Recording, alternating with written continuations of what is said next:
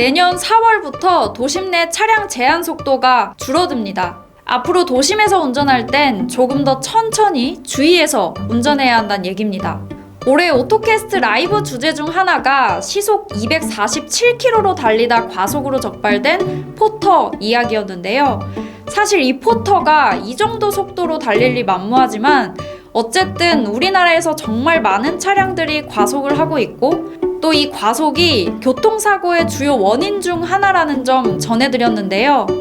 내년부터는 전국의 도심 차량 제한 속도가 더욱 낮아집니다. 통행이 많은 도심부 도로는 시속 50km로 제한이 되고요. 주택가나 어린이 보호구역 등 이면도로는 시속 30km로 하향 조정됩니다. 이 같은 정책은 내년 4월 17일부터 본격적으로 적용이 됩니다.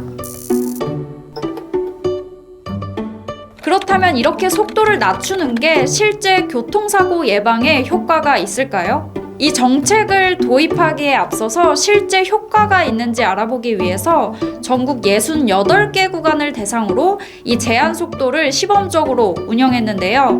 그 결과 교통사고 건수는 13% 줄어들었고요. 또 교통사고 사망자는 63%가 감소한 것으로 나타났습니다. 다른 실험 결과를 살펴봐도 이 속도를 줄여서 운전하는 게 교통사고 감소에 효과적이라는 결과가 주를 이루는데요. 한 해외 연구에서 발표한 차량 속도에 따른 보행자 사망 확률을 살펴보면 시속 60km에서는 보행자 10명 중 9명이, 50km에서는 5명이, 30km에서는 1명이 사망합니다. 이에 많은 유럽 국가들은 이미 20-30년 전부터 시속 30km에서 50km의 속도 제한 정책을 도입해서 이 교통사고 감소 효과를 톡톡히 보고 있습니다. 오히려 우리나라의 도심 제한 속도가 높은 편에 속하는데요. 현재 우리나라에서는 별도의 표지판이 없으면 시속 60km가 기본인데요. 이에 반해서 덴마크나 독일, 핀란드 등 교통 선진국들은 도시부 도로의 제한 속도를 50km로 정하고 있습니다.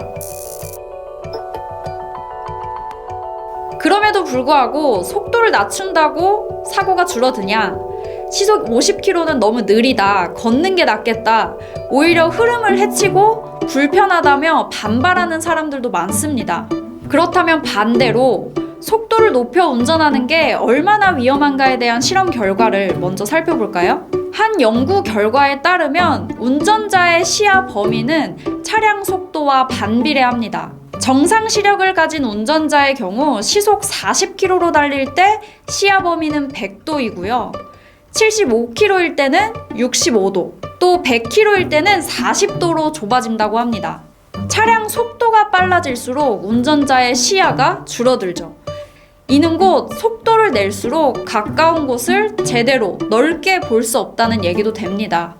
그렇기 때문에 좁은 도로에서 빨리 달릴 경우 사고가 날 확률은 더욱 높아지죠. 제한 속도를 낮추면 교통정체가 더 심해지는 것 아니냐는 우려도 있는데요. 실제로 서울 도심을 운전해보시면 아시겠지만 교통정체 때문에 쉽사리 속도가 나지 않습니다.